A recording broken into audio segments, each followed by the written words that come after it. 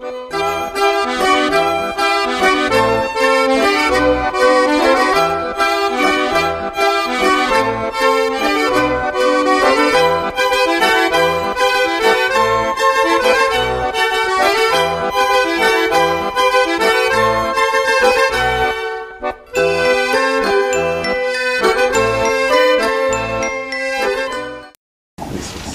doctoras, ¿se oye ahí atrás? Sí.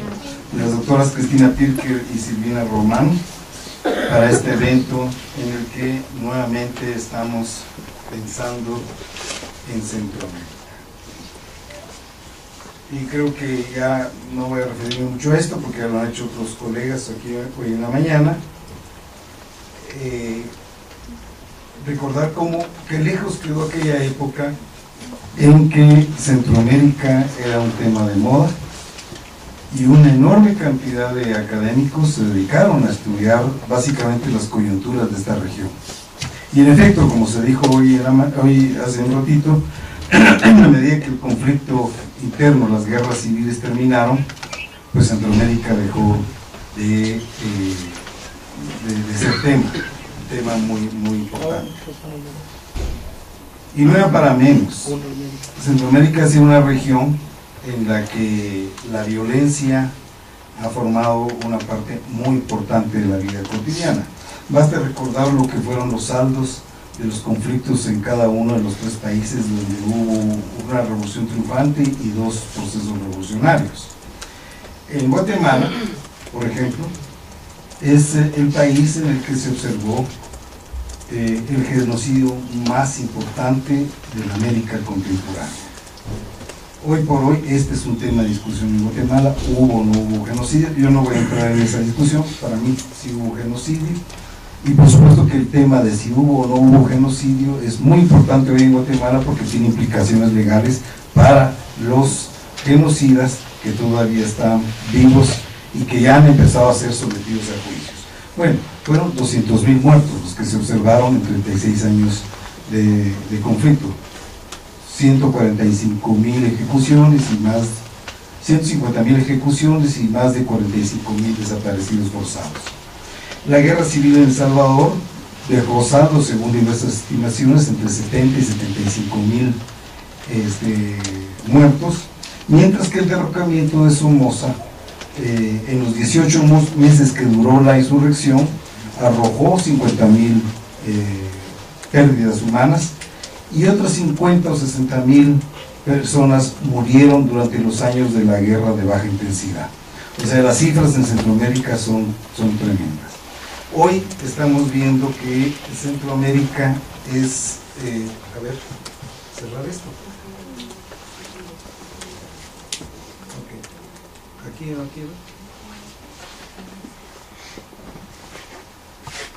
Bueno, hoy nuevamente estamos observando que Centroamérica figura ya como la región más violenta del mundo, según las diversas estadísticas y según los diversos cálculos que se han hecho. Aquí en este mapa podemos ver, espero que lo vean todos, podemos ver cómo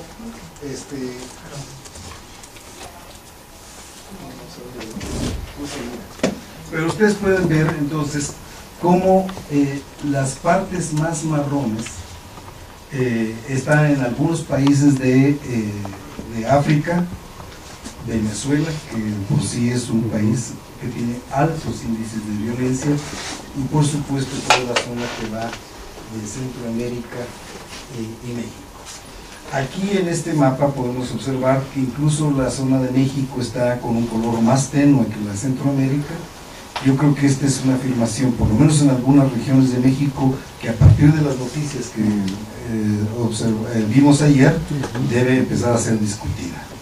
Ayer se habló, ya lo dijo Rodrigo, 27.000 muertos durante el año pasado, y lo que resulta muy alarmante es que hay regiones ya en México donde la tasa de homicidios llega a más de 100 personas, 131 en algunos lugares del norte por cada 100.000 habitantes, lo cual es una de las tasas más elevadas del mundo.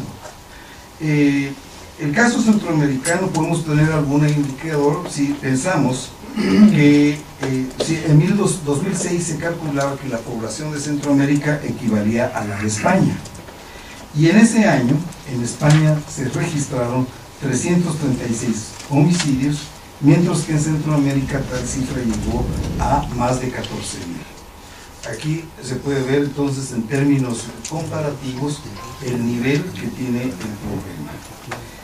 Podríamos medir también la violencia con otros elementos, no solamente en términos de homicidios, y podemos decir que en 2010 los cálculos que había es que por cada homicidio se observaban entre 20 y 40 víctimas de actos delincuenciales que no eran fatales.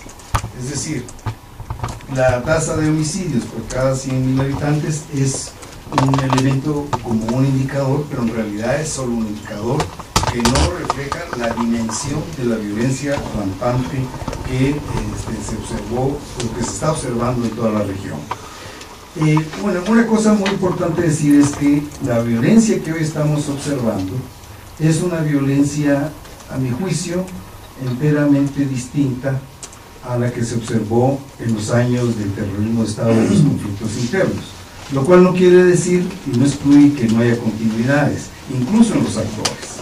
Hoy en Guatemala encontramos actores que vienen de la época del conflicto interno, como la cofradía o el sindicato, logias de crimen organizado integrados por militares, que siguen operando en la trama delincuencial subterránea. Por cierto, sobre estos grupos de poder oculto, pues la investigación es muy complicada, por razones muy fáciles de entender. No se sabe exactamente cuál es la estructura, si se han desintegrado y se han reconfigurado, pero en términos generales las informaciones que hay es que hablan de estos dos grupos. Sí, entonces hay diferencias. La violencia que observamos en los años pasados era básicamente una violencia del Estado contra la sociedad a través del terrorismo del Estado y de una confrontación que se observó en los casos claramente de Nicaragua y El Salvador en el escenario de la guerra civil. Hoy estamos observando una violencia en que efectivamente el Estado sigue actuando contra la sociedad, pero es una sociedad también que se observa de la sociedad contra la sociedad misma. Hoy se mencionaba pobres actuando en contra de pobres, y bueno, buena parte de esa violencia está asociada, como vamos a argumentar posteriormente, está asociada a la expansión rampante del narcotráfico en toda la región. Bueno, aquí podemos ver en este cuadro una comparación del total de víctimas por periodo histórico. El conflicto armado, en el caso de Guatemala, voy a poner el caso de Guatemala porque es el que más tengo a la mano y además es el más significativo de toda la región centroamericana. En el conflicto armado hubo 200.000 víctimas, muertos y desaparecidos. En 2010, en la época de la posguerra, el número de víctimas producto de este nuevo tipo de violencia ya estaba ascendiendo a 64.000. Haciendo, digamos, una prospección, podremos ver que en 36 años de conflicto se observaron estos 200.000 víctimas. Se hace una proyección que en la época de posguerra, en los 36 años, en este nuevo tipo de violencia que estamos hablando, la cifra podría ascender a 165.000 personas.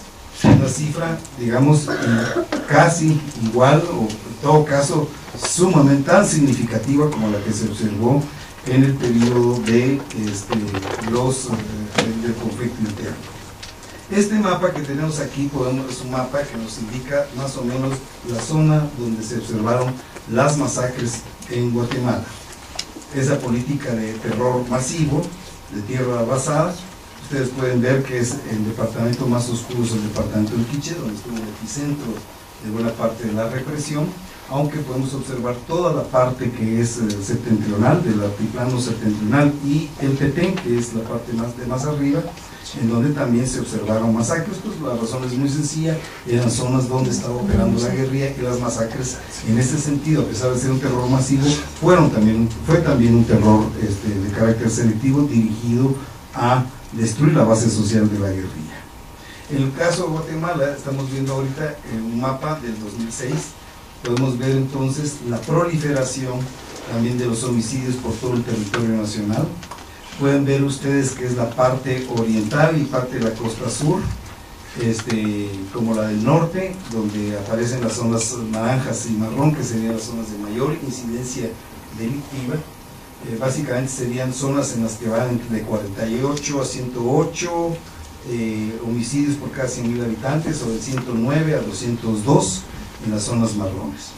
No es ninguna casualidad, lo vamos a ver, que sea la parte norte del país y parte vinculada a las costas, donde se esté dando esta mayor incidencia de crímenes. Bueno, lo que podemos decir es que la posguerra en Guatemala, voy a ser muy breve en esto, por tiempo, la posguerra en Guatemala se vio acompañada de dos procesos. Un proceso que tiene que ver con la transición de la dictadura militar terrorista que se observó en el país, la más feroz de toda América Latina, de toda América, ¿no? Y una de las más feroces del mundo. Una transición de esa dictadura a una democracia liberal y representativa de muy baja calidad, que es lo que se tiene ahora, particularmente en Guatemala, pero en el resto de los países también.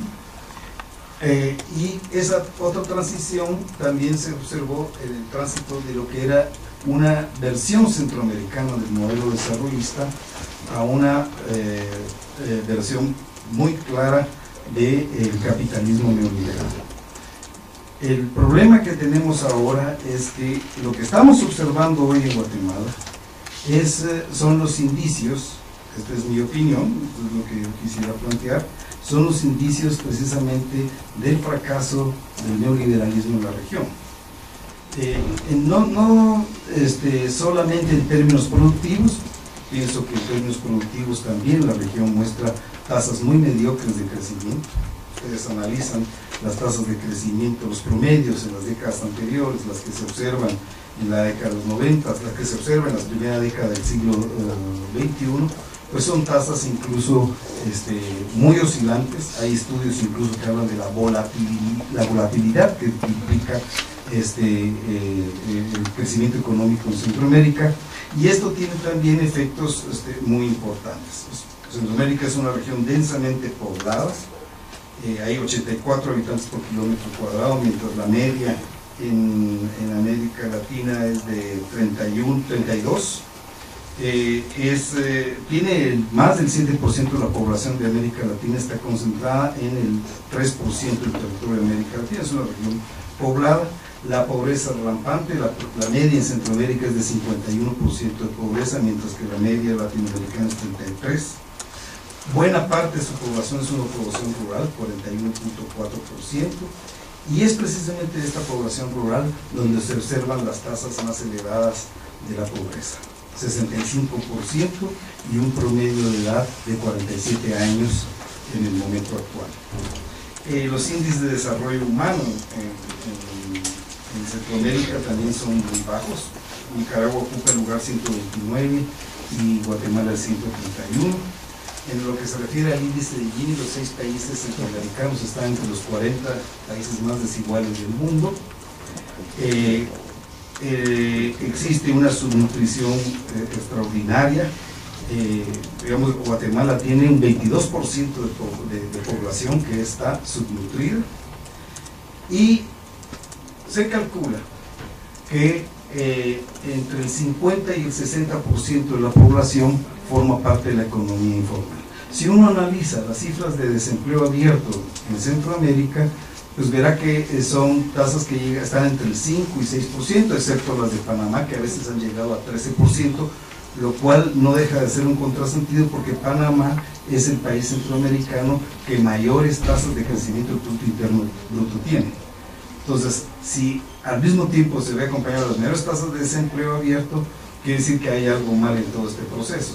La respuesta es que buena parte del crecimiento de Panamá está fundamentado en el flujo de capitales en la zona financiera internacional que funciona en ese país. Ya no me dio tiempo ver cuáles las proporciones que tiene Panamá en cuanto a los flujos ilícitos, pero me parece que ocupaba el lugar 29 dentro de 140 países. O sea, eso me parece que es bastante significativo. Me voy a adelantar para enseñar. Bueno, miren, esta es una índice de precios de los alimentos. La anterior es un índice de precios del maíz. Como ven ustedes, buena parte de las curvas en los países centroamericanos son ascendentes. Este es el del maíz, este es el del frijol. Lo que también se condice, ¿no? se articula con un deterioro del salario real y tasas de pobreza que llegan en las áreas rurales casi al 70% en algunos países. Honduras, Nicaragua y Guatemala son de los países más rurales. Aquí hay un mapa, de una cifra que habla de un fenómeno que es muy importante en toda esta zona, que es la migración.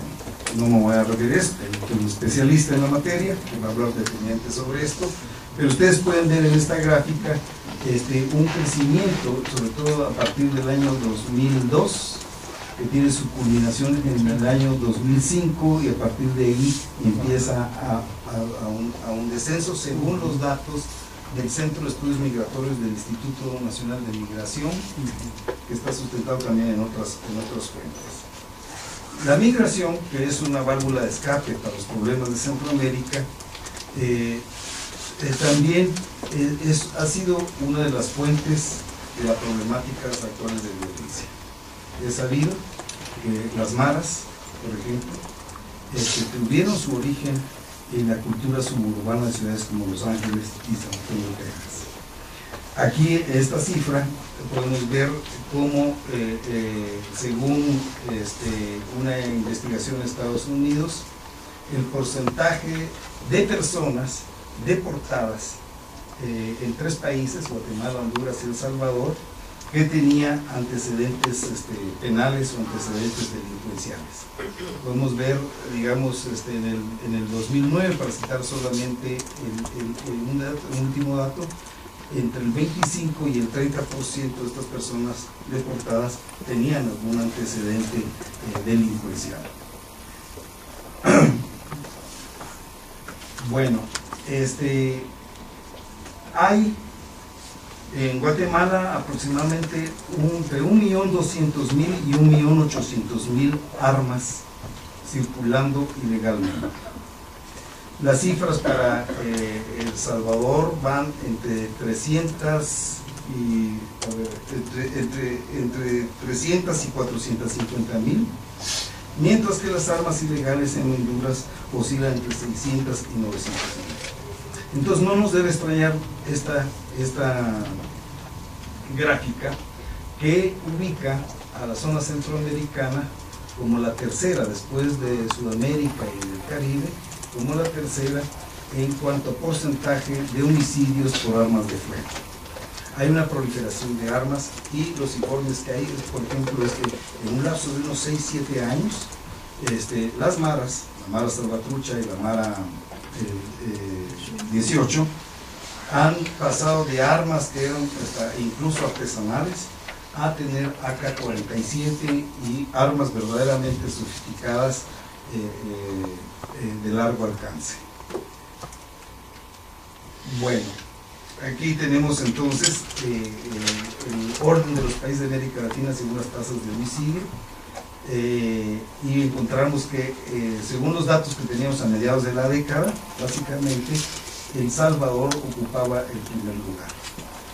Esto me parece a mí que ha ido cambiando. Creo que hoy Honduras es el país, de todos los países centroamericanos, el país que está teniendo ascensos verdaderamente importantes en materia de homicidio.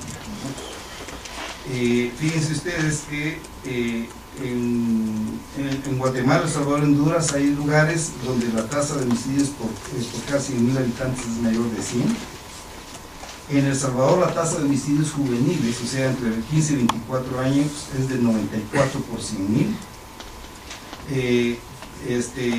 Mientras que en Costa Rica y Panamá la tasa es de 20 Fíjense, las tasas de estos países del Triángulo Norte están entre 90 y 100. La tasa mundial es de 8 por cada 100.000. La tasa media en América es de 15 por 100.000. En Estados Unidos la tasa es de 5 y en Canadá es de 1.7. Esto es para darles algunos indicadores de cómo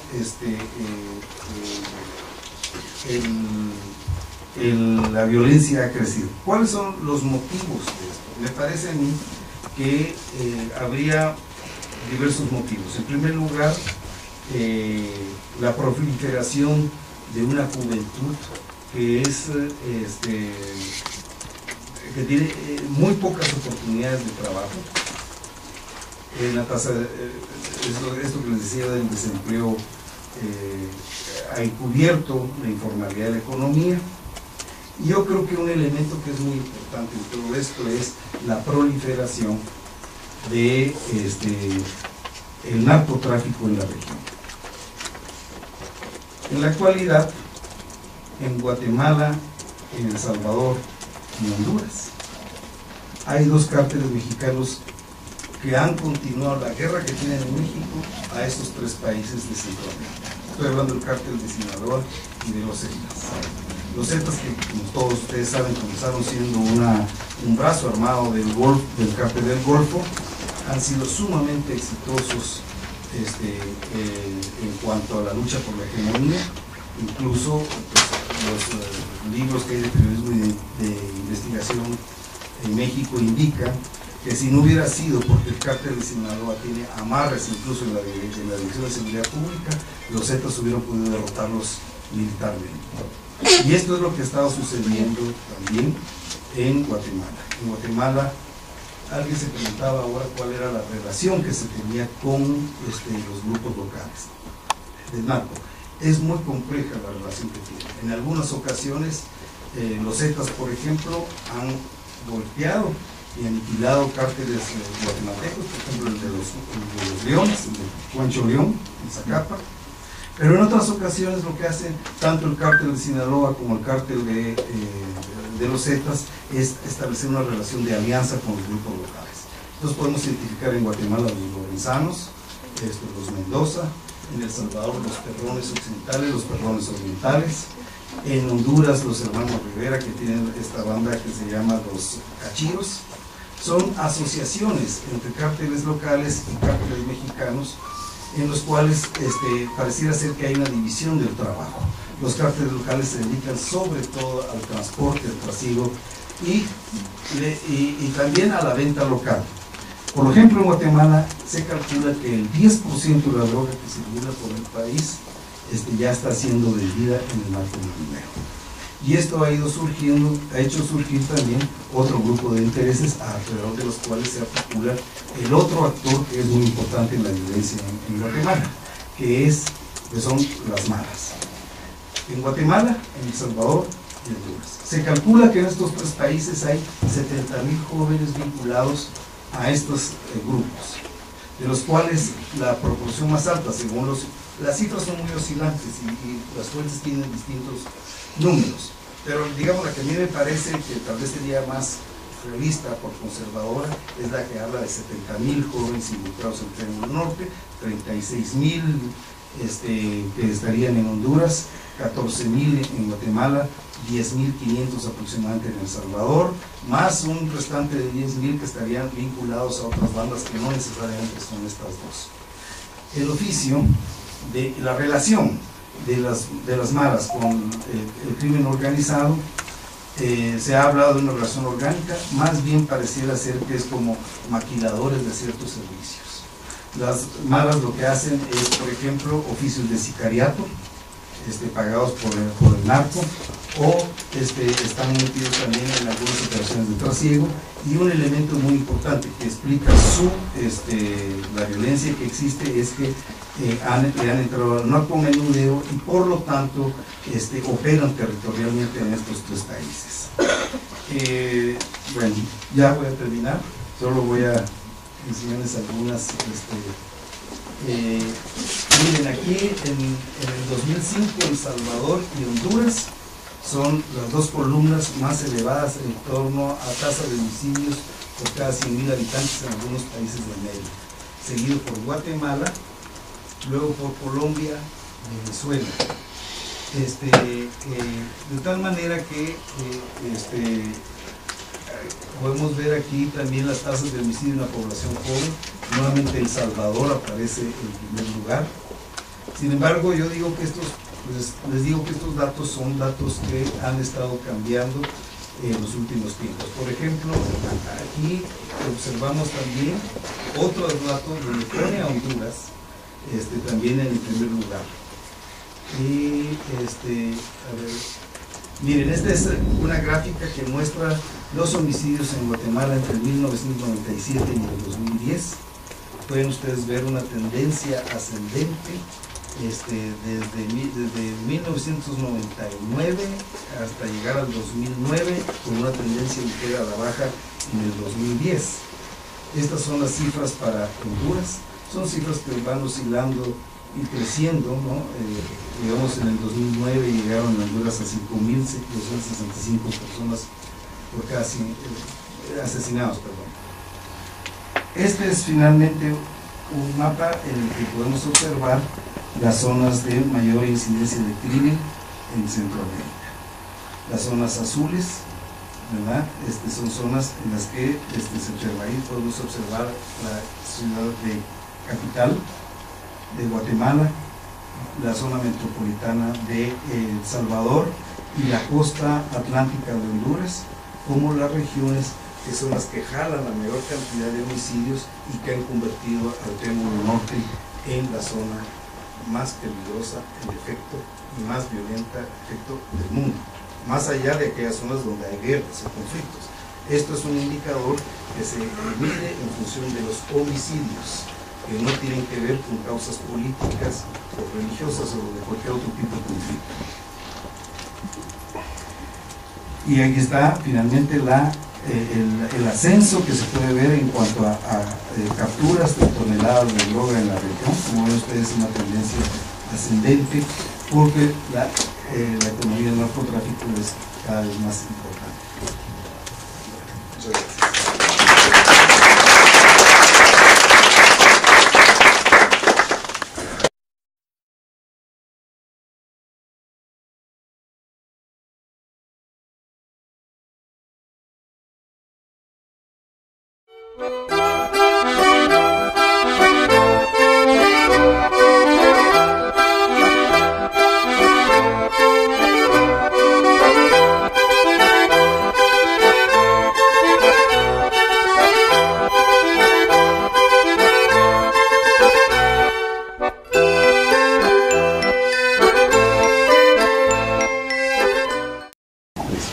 Las doctoras, ¿se oye ahí atrás? Sí. Las doctoras Cristina Pirker y Silvina Román, para este evento en el que nuevamente estamos pensando en Centroamérica. Y creo que ya no voy a referirme mucho a esto porque ya lo han hecho otros colegas aquí hoy en la mañana. Recordar que lejos quedó aquella época en que Centroamérica era un tema de moda y una enorme cantidad de académicos se dedicaron a estudiar básicamente las coyunturas de esta región. Y en efecto, como se dijo hoy hace un ratito, a medida que el conflicto interno, las guerras civiles terminaron, pues Centroamérica dejó de ser tema muy importante. Y no era para menos. Centroamérica ha sido una región en la que la violencia ha formado una parte muy importante de la vida cotidiana. Basta recordar lo que fueron los saldos de los conflictos en cada uno de los tres países donde hubo una revolución triunfante y dos procesos revolucionarios. En Guatemala, por ejemplo, es el país en el que se observó el genocidio más importante de la América contemporánea. Hoy por hoy este es un tema de discusión en Guatemala, hubo o no hubo genocidio. Yo no voy a entrar en esa discusión, para mí sí hubo genocidio, y por supuesto que el tema de si hubo o no hubo genocidio es muy importante hoy en Guatemala porque tiene implicaciones legales para los genocidas que todavía están vivos y que ya han empezado a ser sometidos a juicios. Bueno, fueron 200.000 muertos los que se observaron en 36 años de conflicto, 145.000 ejecuciones y más, 150.000 ejecuciones y más de 45.000 desaparecidos forzados. La guerra civil en El Salvador dejó saldos, según diversas estimaciones, entre 70 y 75.000 muertos, mientras que el derrocamiento de Somoza, en los 18 meses que duró la insurrección, arrojó 50.000 pérdidas humanas y otras 50 o 60.000 personas murieron durante los años de la guerra de baja intensidad. O sea, las cifras en Centroamérica son tremendas. Hoy estamos viendo que Centroamérica es, a ver, cerrar esto. México está con un color más tenue que la de Centroamérica. Yo creo que esta es una afirmación, por lo menos en algunas regiones de México, que a partir de las noticias que vimos ayer, debe empezar a ser discutida. Ayer se habló, ya lo dijo Rodrigo, 27.000 muertos durante el año pasado, y lo que resulta muy alarmante es que hay regiones ya en México donde la tasa de homicidios llega a más de 100 personas, 131 en algunos lugares del norte por cada 100.000 habitantes, lo cual es una de las tasas más elevadas del mundo. El caso centroamericano podemos tener algún indicador si pensamos que si en 2006 se calculaba que la población de Centroamérica equivalía a la de España, y en ese año en España se registraron 336 homicidios, mientras que en Centroamérica tal cifra llegó a más de 14.000. Aquí se puede ver entonces, aquí.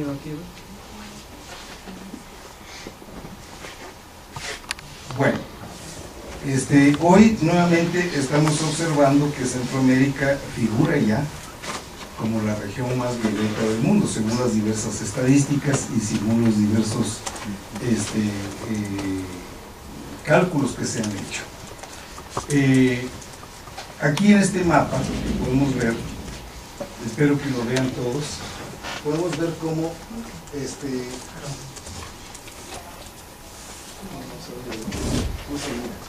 pero ustedes pueden ver entonces cómo las partes más marrones están en algunos países de África, Venezuela, que por sí es un país que tiene altos índices de violencia, y por supuesto toda la zona que va de Centroamérica y México. Aquí en este mapa podemos observar que incluso la zona de